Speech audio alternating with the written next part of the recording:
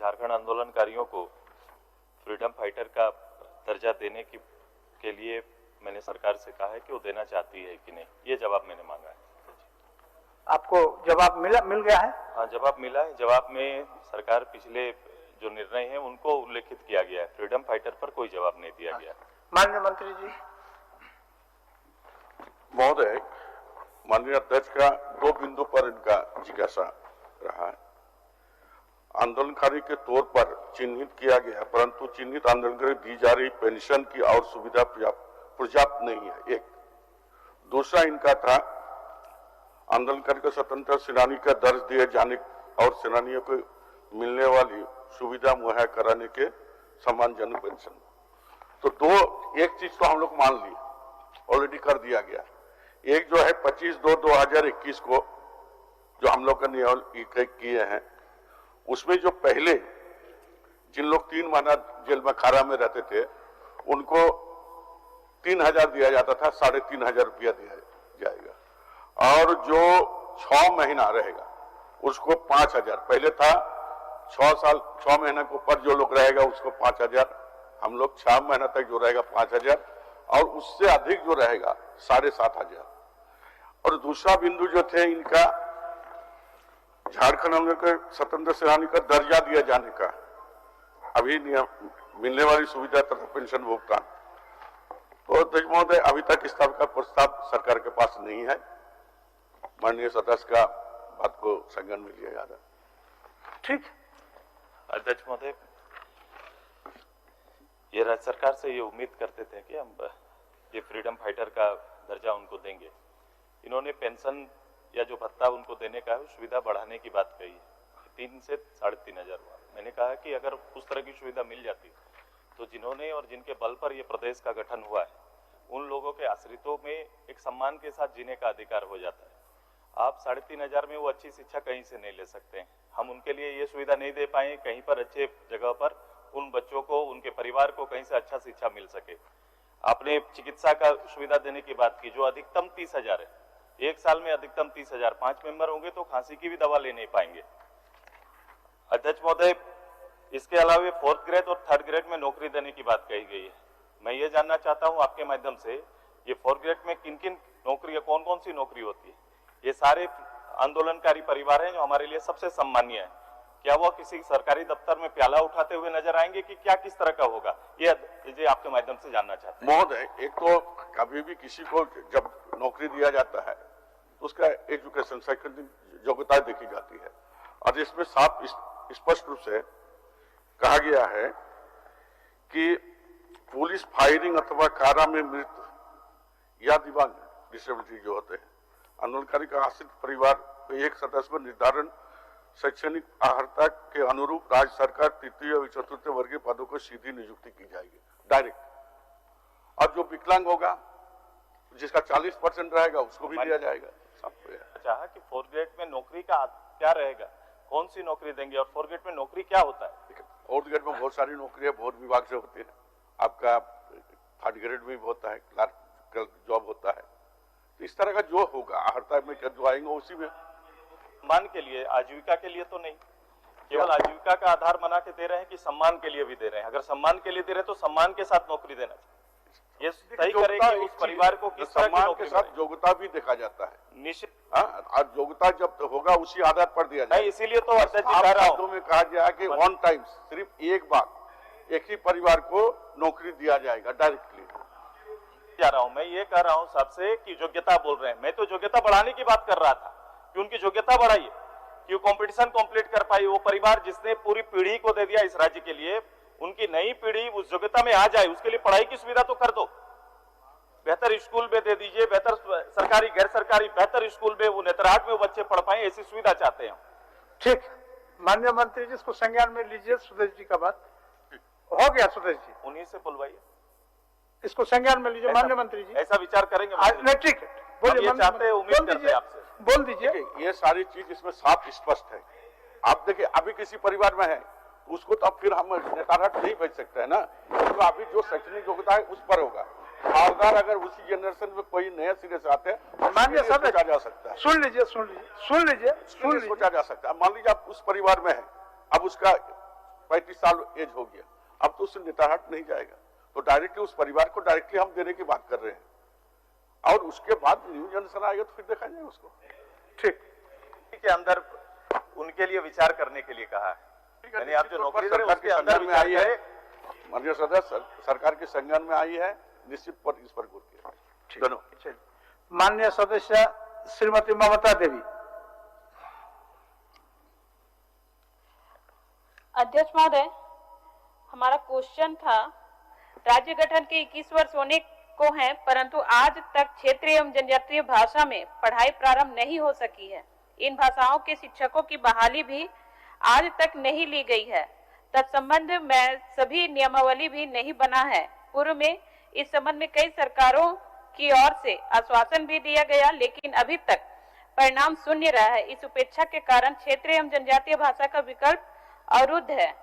व्यापक जनहितार्थ राज्य गठन के उद्देश्यों को भलीभूत करने हेतु क्षेत्रीय एवं जनजातीय भाषाओं में प्राथमिक स्तर से विश्वविद्यालय स्तर तक पढ़ाई प्रारंभ कराने तथा इन भाषाओं के शिक्षकों की बहाली प्रक्रिया प्रारंभ करने के लिए सदन के माध्यम से मैंने ध्यान आकृष्ट कराया था महोदय, लेकिन इसका जो जवाब आया है वो संतुष्टि नहीं हो पा रही है महोदय, क्योंकि जिस उद्देश्य से इस झारखंड राज्य का गठन हुआ महोदय, उसके बाद भी यहाँ पर जो हमारी जनजातीय भाषाएं हैं 5 और संथाली, मुंडारी हो, कुड़ुम एवं खड़िया तथा 4 क्षेत्रीय भाषाएं खोरठा, कुरमाली, नागपुरी एवं पंचपरगनिया भाषाएं सरकारी उपेक्षा की शिकार है महोदय। राज्य गठन की पूरक पूछिए, आप पूरक प्रश्न पूछिए, उसमें क्या जानना चाहते हैं, कब तक ये पढ़ाई शुरू होगी, आप पूछिए महोदय। इसमें जैसे कहा गया कि अलग अलग भाषाओं की पढ़ाई एक विभाग के तौर पे की जाएगी, लेकिन अभी तक न ही पद सृजित इसका किया गया महोदय, और राज्यपाल महोदय के द्वारा प्रत्येक विश्वविद्यालय को सभी भाषाओं के लिए अलग अलग विभाग की स्थापना करने हेतु 2018 में ही महोदय निर्देश दिया जा चुका है, लेकिन अभी तक इसका पालन नहीं किया गया महोदय। जवाब माननीय मंत्री। अध्यक्ष महोदय, राज्य के सभी विश्वविद्यालयों में स्थानीय क्षेत्रीय एवं जनजातीय भाषा की पढ़ाई हो रही है, और रांची विश्वविद्यालय में एक प्रोफेसर, दो एसोसिएट प्रोफेसर और 13 सहायक प्राध्यापक अनुबंध पर नियुक्त हैं, और एक गाइडलाइन आ गया है यूजीसी का कि यूनिवर्सिटी को एक यूनिट मानकर और एक रोस्टर प्रक्रिया अपनाकर और उसके बाद ही बहाली की जाए। पहले अलग अलग विषयों में बहाली होती थी और उसके आधार पर यह प्रक्रिया शुरू की गई थी, लेकिन एक नया गाइडलाइन आ गया, इसलिए इसमें अभी थोड़ा विलंब हो रहा है। और राज्य के जितने भी विश्वविद्यालय हैं और जहाँ की जो भाषा है, क्षेत्रीय भाषा, जनजातीय भाषा, सभी भाषाओं की पढ़ाई होती है और सभी जगह अनुबंध पर शिक्षक नियुक्त हैं। एक पूरक पूछिए महोदय, बस 2 मिनट। महोदय, जैसा माननीय मंत्री जी कह रहे हैं कि अनुबंध पे पढ़ाई हो रही है, मैं वो बता दूं महोदय, अनुबंध में भी पढ़ाई हो रही है विभिन्न विद्यालयों में, लेकिन अनुबंध में पढ़ाई होने के बावजूद मात्र 12 से 13 दिन बचे हैं कि अब इनकी नियुक्ति स्थगित की जाएगी महोदय। जो इनका गाइडलाइन आया है तब तो पढ़ाई समाप्त हो जाएगी। उससे पूर्व में भी अगर सरकार इसमें संज्ञान ले महोदय और इसमें यूजीसी के मानकों के अनुरूप असिस्टेंट प्रोफेसर के पद सृजित किए जाएं ताकि नियुक्ति प्रक्रिया आरंभ हो जाए, क्योंकि कुछ ही वर्षों में इन भाषाओं की सभी स्थायी शिक्षक सेवानिवृत्त होने वाले हैं। माननीय मंत्री जी, यूनिवर्सिटी को यूनिट मानकर और रोस्टर क्लियरेंस की प्रक्रिया की जा रही है और बहुत जल्द नियुक्ति की जाएगी, और जहां भी जिनका कार्यकाल पूरा हो गया है वहां उनको जब तक नियुक्ति प्रक्रिया नहीं होती है तब तक उनको एक्सटेंशन देकर और उनसे शिक्षण कार्य करवाया जाए। ठीक है ममता जी, ठीक उत्तर, ठीक, धन्यवाद। चलिए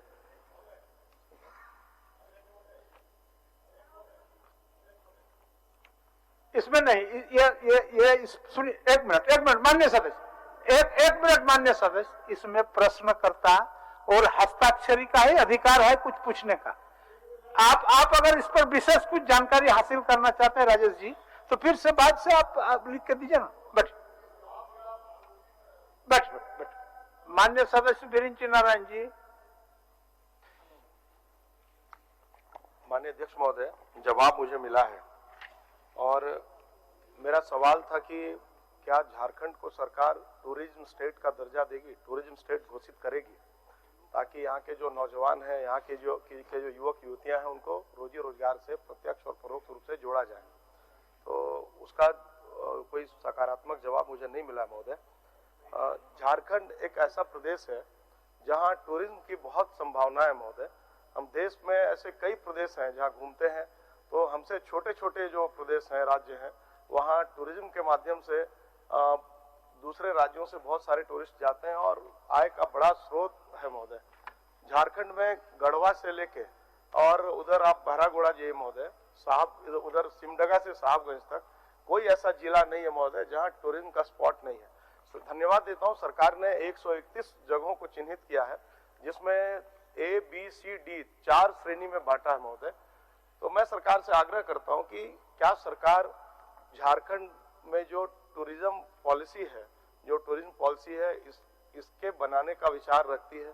क्या सरकार जो 131 जगह को चिन्हित किया है वहाँ हमारे टूरिस्ट कैसे पहुँचे, वहाँ सरकारी होटल ठहरने के लिए, भोजन करने के लिए हमारे टूरिस्ट पहुँचे तो उनके सुरक्षा के लिए वहाँ पे पर्याप्त पुलिस आउटपोस्ट या व्यवस्था, अप्रोचेबल सड़क, वहाँ पे मोबाइल लोकेशन वहाँ काम करे, हर तरह की सुख सुविधा वहाँ हो, तभी माननीय मंत्री जी, क्या सरकार ये करने का विचार रखती है? माननीय मंत्री जी कौन जवाब दे रहे हैं? टूरिस्ट का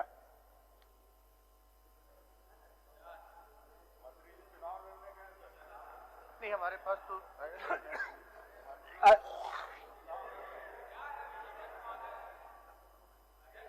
ठीक है बिरिंची जी आपको दिलवाते हैं उत्तर, आपको उत्तर, तब तक दूसरा ले लेते हैं। नहीं, आपको उत्तर दिलवा। माननीय अध्यक्ष महोदय, आपने कुछ कहा, मैं सुना नहीं महोदय। आपका उत्तर हम दिलवाते हैं, तब तक दूसरा ले लेता हूं। ठीक है महोदय, लेकिन एक बहुत ही दुखद स्थिति है महोदय, जब आसन यहाँ विराजमान है और सवाल हो गया महोदय, सरकार जवाब देने के लिए तैयार नहीं। ठीक है बिरिंची जी, ये सरकार की अगंभीरता को दिखाता है महोदय कि आपको जवाब हम देती है सरकार। आपको जवाब दिलवाते हैं। विकास मुंडा जी, माननीय सदस्य श्री विकास कुमार मुंडा जी। अध्यक्ष महोदय, हाँ, आपको जब उस सवाल को जवाब देंगे ना, संसदीय कार्य मंत्री आएंगे तो आपको भी बुलवा देंगे। अध्यक्ष महोदय, मैंने जो प्रश्न किया था सरकार की तरफ से उत्तर भी मिला है और उत्तर में मैं जो जवाब में जो नंबर 3 है उसको मैं पढ़ना चाहता हूं।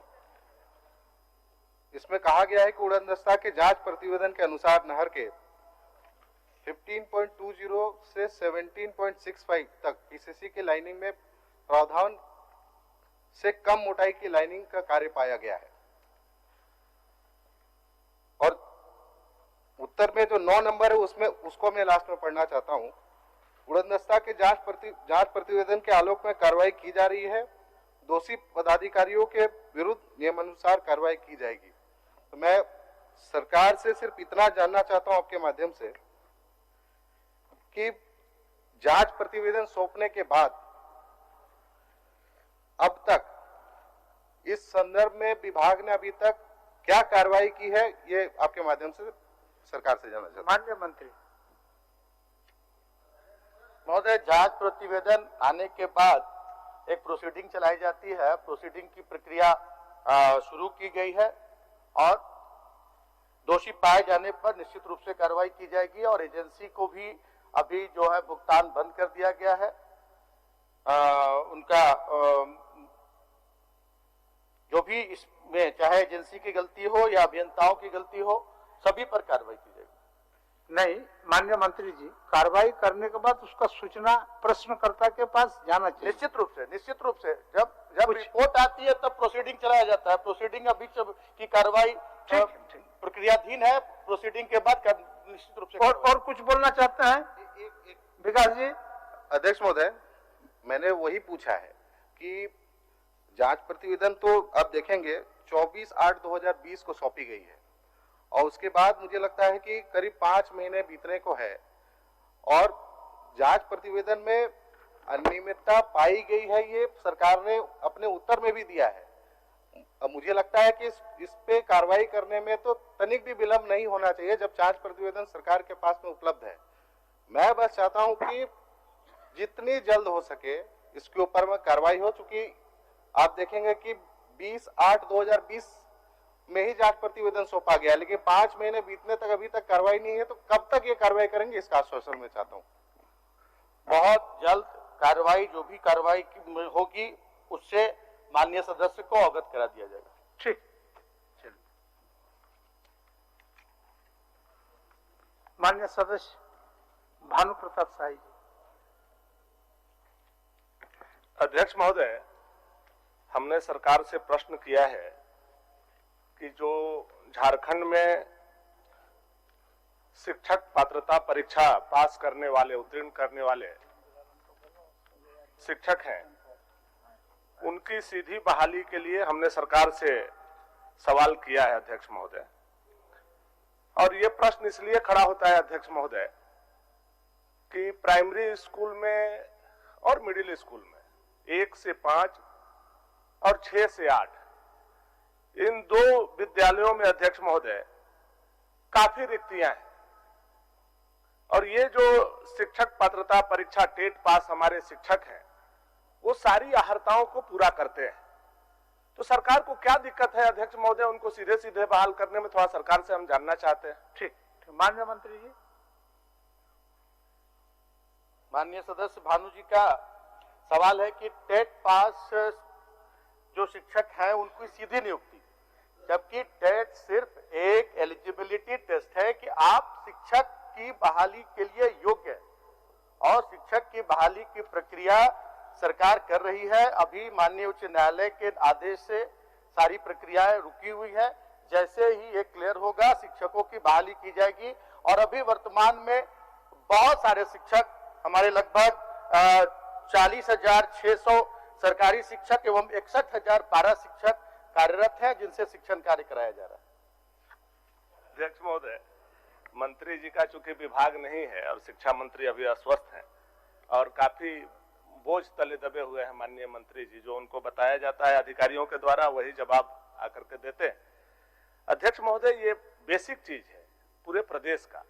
आज हमारा प्राइमरी और मिडिल एजुकेशन अगर मजबूत नहीं होगा अध्यक्ष महोदय, तो हमारा आगे आने वाला पीढ़ी भी खराब होगा। अध्यक्ष महोदय, मैं केवल इतना पूछ सकता हूं क्या कि कितनी नियुक्तियां बाकी हैं, कितना पोस्ट खाली है प्राइमरी में और मिडिल में? थोड़ा माननीय मंत्री जी बताएं हमको। जो माननीय सदस्य जानना चाहते हैं, राज्य में प्रारंभिक विद्यालयों कक्षा 1 से 8 में लगभग 40,600 सरकारी शिक्षक एवं 61,000 पारा शिक्षक है। प्राथमिक विद्यालयों में इंटर प्रशिक्षित 18,414 तथा मध्य विद्यालयों में स्नातक प्रशिक्षित के 528 पद रिक्त है, तथा स्नातक प्रशिक्षित में प्रोन्नति से भरे जाने वाले 5406 पद रिक्त हैं। पूर्व की नियुक्ति नियमावली के कारण लगभग 600 कोर्ट केस हो चुके हैं। जो पूर्व के नियमावली बनी थी, 600 कोर्ट केस हुए हैं, और ऐसी स्थिति में नियुक्ति नियमावली में संशोधन आवश्यक है। संशोधन की प्रक्रिया चल रही है, और जैसे ही सारे जो भी कानूनी अड़चने हैं वो पूरी कर ली जाएगी, सारी रिक्तियों को भर दिया जाएगा। भानु जी, आप मंत्री रह चुके हैं, अध्यक्ष सारा परिस्थिति तो आप समझ रहे हैं, उत्तर भी आपको ठीक ही दिया। मैं सरकार को ही सहयोग कर रहा हूं अध्यक्ष, सरकार को सहयोग कर रहा हूं अध्यक्ष महोदय। माननीय मंत्री जी का लोड को थोड़ा कम कर रहा हूं। अध्यक्ष महोदय, जिस उच्च न्यायालय के आदेश के आलोक में ये माननीय मंत्री जी जवाब दे रहे हैं अध्यक्ष महोदय, उसका पूरा आदेश पढ़ लिया जाए अध्यक्ष महोदय, या एक कमेटी बना दी जाए अध्यक्ष महोदय।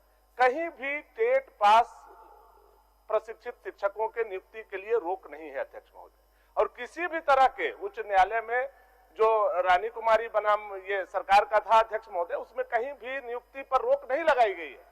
ये तो सरकार सदन को गुमराह कर रही है। हर एक नियुक्ति के मामला में उसका जजमेंट आप दिखा दे रहे हैं अध्यक्ष महोदय। कहां लिखा हुआ है कि आप नियुक्ति नहीं कर सकते हैं? मैं इतना कह रहा हूं अध्यक्ष महोदय, राइट टू एजुकेशन जो हम लोगों का है अध्यक्ष महोदय, उसमें लगभग 33,800 53 हमारे प्राइमरी और मिडिल स्कूल में शिक्षकों का पद रिक्त है। हमारे टेट पास प्रशिक्षित शिक्षक है अध्यक्ष महोदय।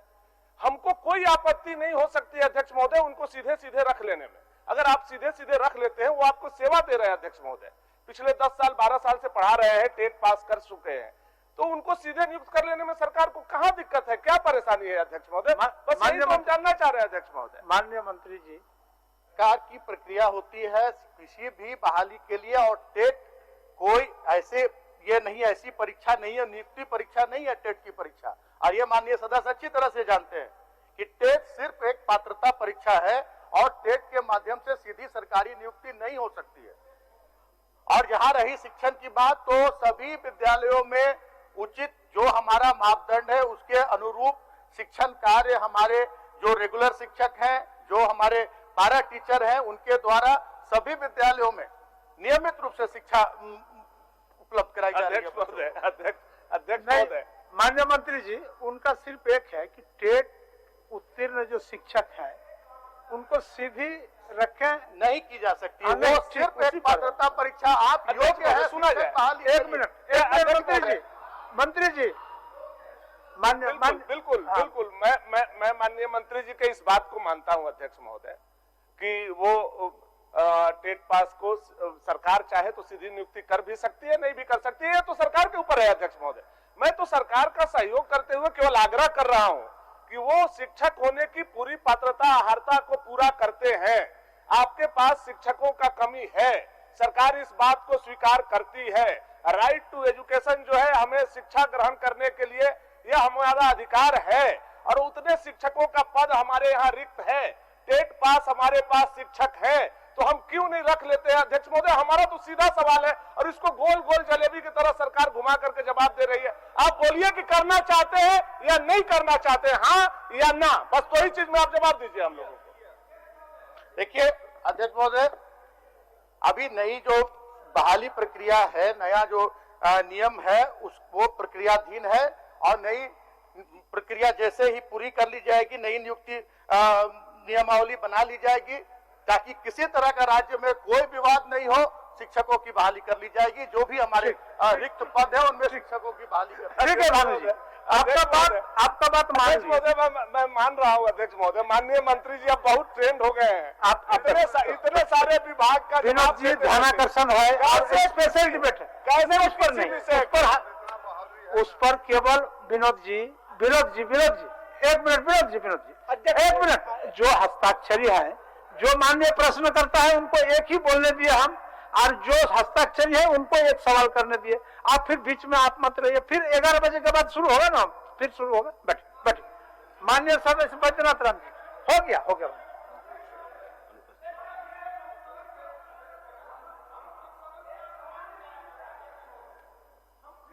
बार आसन के माध्यम से सरकार से विनम्रता पूर्वक हाथ जोड़ करके आग्रह करना चाहते हैं। आपके यहाँ शिक्षकों का कमी है, टेट पास शिक्षक आपके पास पड़े हुए हैं। सरकार चाहेगी तो सीधी नियुक्ति कर सकती है।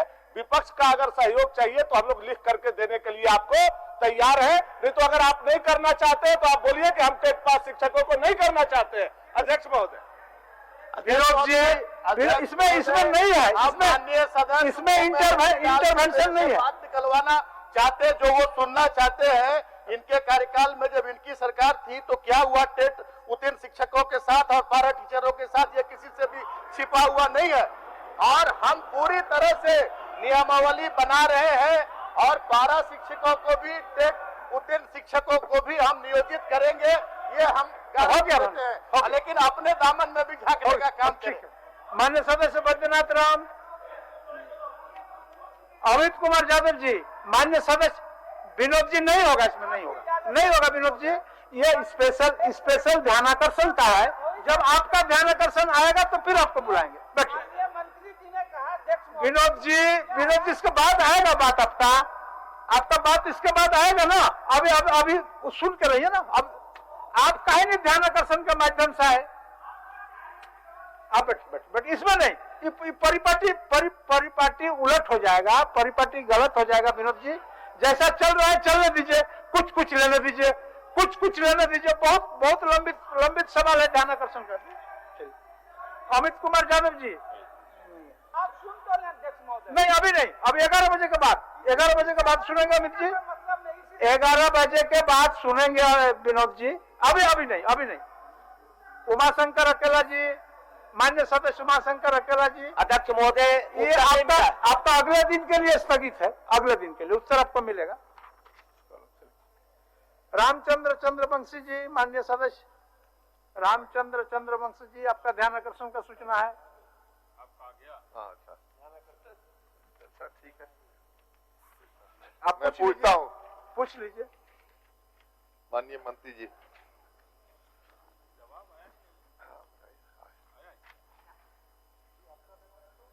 माननीय मंत्री जी। महोदय,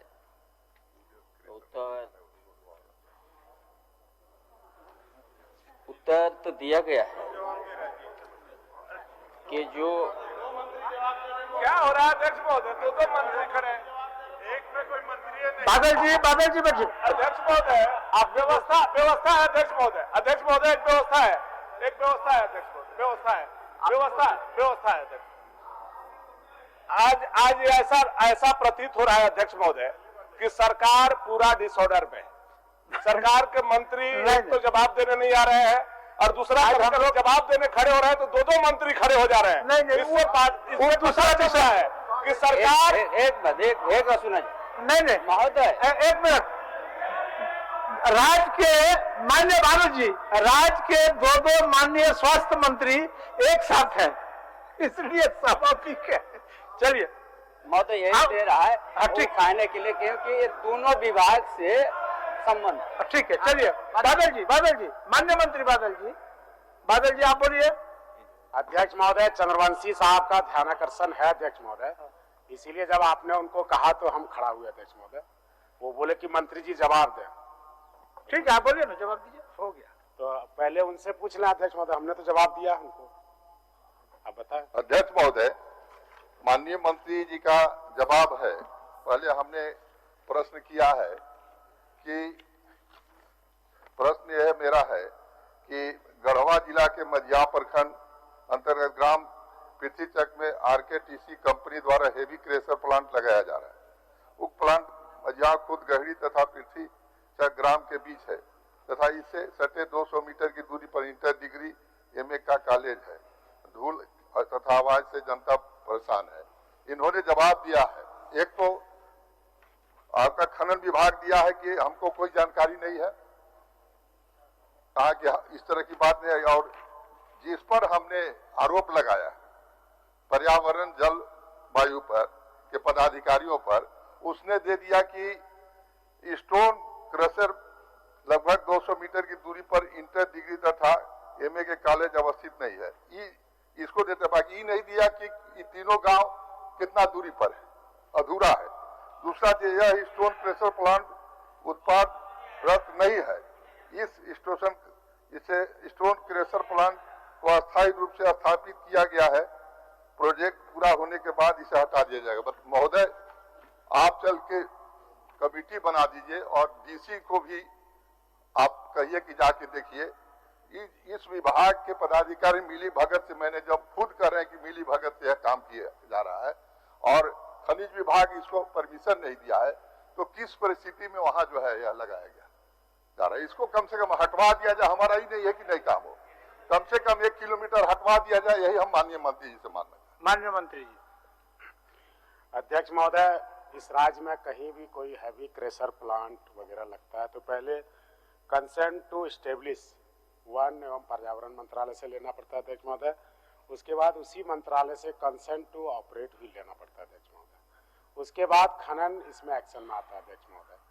अभी खनन विभाग के पास उक्त कंपनी द्वारा कोई भी आवेदन नहीं दिया गया अध्यक्ष महोदय। फिर भी यदि कोई महाविद्यालय के समीप या किसी गांव के समीप किसी इस तरह का संरचना का ये एस्टेब्लिशमेंट हो रहा है और हमारे संज्ञान में माननीय सदस्य द्वारा लाया गया अध्यक्ष महोदय, मैंने वहां के उपायुक्त को जांच करने के आदेश दे दिए किन परिस्थितियों में इन्हें कंसेंट टू एस्टेब्लिशमेंट दिया गया है, जबकि पास में महाविद्यालय है।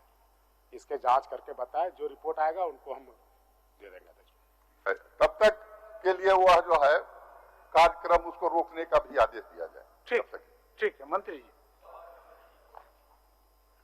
बोल दीजिए। इसको दिखवा लेता हूं इसमें। ठीक है चलिए। माननीय सदस्य डॉक्टर सरफराज अहमद जी। अध्यक्ष महोदय, जवाब तो दिया गया है, लेकिन अभी भी बहुत सारी शिकायतें आती है और उसमें एक राजहित में मामले के समाधान हेतु सरकार जांच कराकर समुचित कार्रवाई करेगी। तो सर, इसको कुछ टाइम बाउंड किया जाए कि आखिर कब तक कार्रवाई होगा इसमें, और जो लोगों को दिक्कत है, छात्र को, पढ़ने वालों को,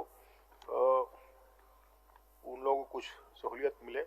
माननीय मंत्री जी इतना खाली बोल दीजिए, टाइम पीरियड खाली बोल दीजिए। महोदय, शिकायतें प्राप्त हुई हैं और एक मामला चाईबासा से है जिसका लेटर नंबर 486 30/7/2020 उसकी जांच कराई गई है। जांच में कुछ अनियमितता पाई गई है, उन पर निश्चित रूप से कार्रवाई होगी। और जो भी इनके हमारे माननीय सदस्य सरफराज साहब का जो भी सवाल है वो सवाल वास्तव में राज्य हित में है और राज्य के छात्रों के हित में है। सरकार इस पर पूरी तरह से गंभीर है और जहां भी जो भी अनियमितता होगी उसको दुरुस्त कर लिया जाएगा। ठीक है अध्यक्ष, मैं ये चाहता हूं कि जो भी कार्रवाई की और जो सदस्य इसमें कुछ सवाल कर रहे हैं उनको जरूर इसकी सूचना मिलनी चाहिए। निश्चित उनको सूचना उपलब्ध करा दी जाए। माननीय सदस्य श्रीमती दीपिका पांडे सिंह जी। अध्यक्ष महोदय, बैठिए आप आपसे बात कर बैठिए अमित जी बैठिए। अध्यक्ष महोदय, जवाब मिला है और मैं कहना चाहूंगी कि कोरोना की लड़ाई के बाद राज्य में राशन कार्ड बनाने का काम बहुत तेजी से चल रहा है, लेकिन ये जो 15 लाख पात्र और अर्हता रखने वाले लाभुक हैं उनको ग्रीन कार्ड मिलने में देरी हो रही है। और साथ ही साथ मंत्री जी से यह आश्वासन मिला है कि जो बाकी उपलब्ध रिक्तियां हैं उनको जल्द पूरा किया जाएगा। अध्यक्ष महोदय, मैं जानना चाहती हूं कि कोई एक समय सीमा जिसमें खाद्य सुरक्षा अधिनियम के तहत लोगों को ग्रीन कार्ड, सभी लोगों को ग्रीन कार्ड कब तक मुहैया करा दिया जाएगा? माननीय मंत्री जी। अध्यक्ष महोदय, एक कंटिन्यूअस प्रोसेस है, रोज रोज बढ़ रहा है, रोज रोज काम इस पर हो रहा है। माननीय सदस्य समय सीमा चाहती हैं तो हम खुद व्यक्तिगत रूप से भी लगे हुए हैं, इस पर रोजाना रिव्यू करते हैं जल्द से जल्द, क्योंकि हमको सरकार का इरादा है कोई भूखा नहीं रहे, तो उस रोज काम करना, हर घंटे काम करना है हमको। तो इतना इत्मीनान रखें कि रफ्तार तेज है, इरादा नेक है। कितने कहो। माननीय सदस्य संतुष्ट हैं? हो गया जी। आपके पार्टी के अध्यक्ष भी हैं। जी धन्यवाद सर। माननीय सदस्य राज सिन्हा जी।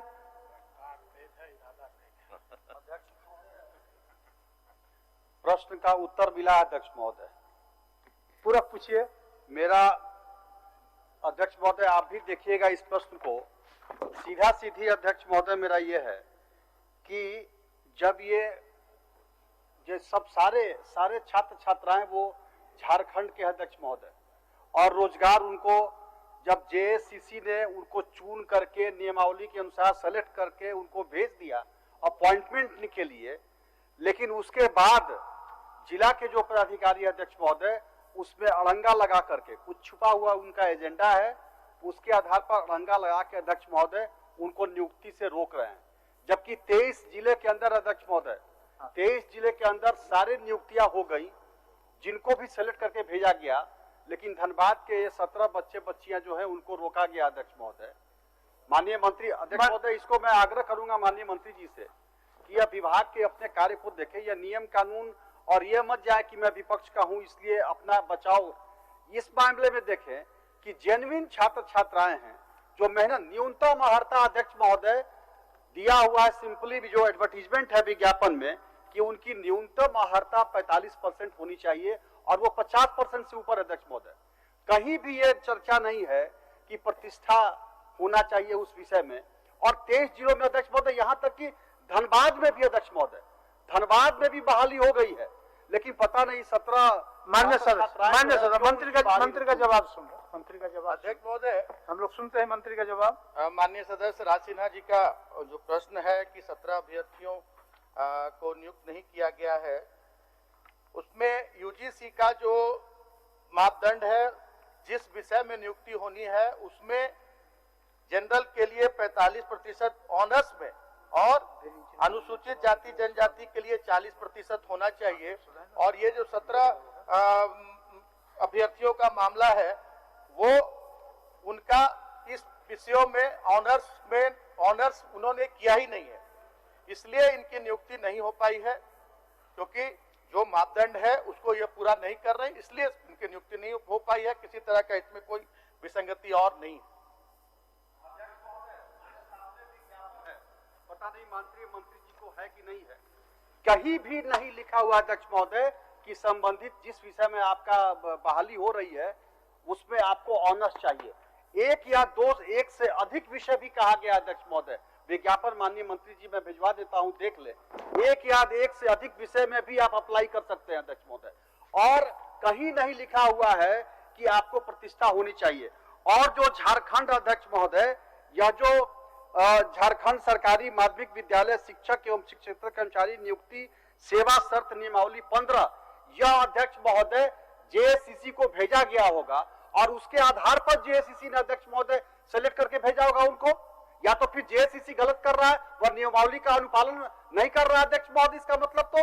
और वो भेजने के बाद, और अध्यक्ष महोदय 23 जिलों में आप मंगा के देख लीजिए अध्यक्ष महोदय, यहां तक कि धनबाद में भी अध्यक्ष महोदय, धनबाद में भी नियुक्ति हुई है उसी आधार पे सब्सिडरी विषय पे अध्यक्ष महोदय, और 23 जिलों में भी नियुक्ति। ये केवल धनबाद के 17 छात्रों के लिए नियम कानून के अध्यक्ष महोदय, समझ में?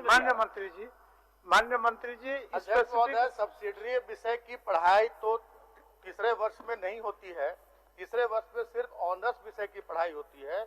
और इसमें साफ उद्धृत है कि जिस विषय के लिए नियुक्ति निकाली गई है उसमें ऑनर्स होना अनिवार्य है, और इसी कारण से अध्यक्ष महोदय विज्ञापन में दिखा दे मंत्री महोदय, लिखा हुआ है कि हाँ प्रतिष्ठा होना चाहिए, केवल इतना दिखला दीजिए अध्यक्ष महोदय कि प्रतिष्ठा होनी चाहिए। कहीं पहले ये नहीं दिया गया आपके जवाब में, पहले ही ये में दिया गया है कि वर्तमान में स्नातक प्रशिक्षित शिक्षक पद पर नियुक्ति हेतु लागू नियमावली में के अनुसार राज्य सरकार या विश्वविद्यालय अनुदान आयोग द्वारा मान्यता प्राप्त संस्थान से संबंधित विषय जिसमें नियुक्ति होनी है, संबंधित विषय जिसमें नियुक्ति होनी है में न्यूनतम 45% अंकों के साथ स्नातक डिग्री अनिवार्य योग्यता निर्धारित की गई है। अनुसूचित जाति एवं जनजाति के अभ्यर्थियों हेतु 40% अंक के साथ स्नातक उत्तीर्ण योग्यता निर्धारित की गई है। और तो ऑनर्स की बाध्यता उसमें नहीं है। 3 साल ऑनर्स की बात है, 3 साल स्नातक, 2 साल के लिए सब्सिडरी विषय की जो पढ़ाई होती है वो 2 साल ही होती है, और तीसरे साल में ऑनर्स विषय की पढ़ाई होती है। और 3 साल का अध्यक्ष महोदय होता है अध्यक्ष महोदय। माननीय मंत्री जी थोड़ा अपडेट हो अध्यक्ष महोदय। ठीक है, इसको आप इस प्रश्न को हम स्थगित करते हैं, ये बाद में फिर हम लोग इस पर डिस्कस। धन्यवाद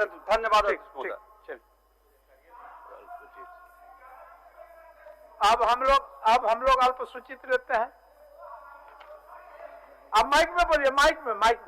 12:30 बजे नंबर साहब सीधे 11 पे चले गए, 8 छोड़ दिए, 9 छोड़ दिए, 10 छोड़ दिए। जी नहीं, आपको मैं बता दूं विनोद जी, मैंने जो मेरे पास सीरियल है, सूची है, उसमें मैंने उनका नाम पुकारा। तो आप भी जानते हैं स्टेशन से जब ट्रेन छूट जाती है। नहीं पुकारा नहीं, मैं तो यही हूँ, आप बता दो, आपने तो नाम पुकारा ही नहीं हमारा। किनका? हमारा। अच्छा, फिर अभी आपका एक अवसर और है, शून्यकाल के बाद। ठीक है, लेकिन शून्यकाल के बाद आपका सवाल ले लेंगे। आप सीधे 7 से 11 चले गए, हमारी व्यवस्था यही है। अच्छा ठीक है, हम देख आपने नाम पुकार लेते हैं। अगर नहीं पुकार रहा है तो उसको फिर पुकार लेंगे, निश्चिंत रहिए। डॉक्टर सरफराज अहमद जी, आपका आज बहुत सवाल है। अध्यक्ष महोदय, जवाब तो मिला है मंत्री जी का, लेकिन आप देखिए, मैं देख रहा हूं कि जो जवाब में 1 नंबर और जो 3 नंबर है, ये खुद ही कंट्राडिक्टरी है अध्यक्ष महोदय।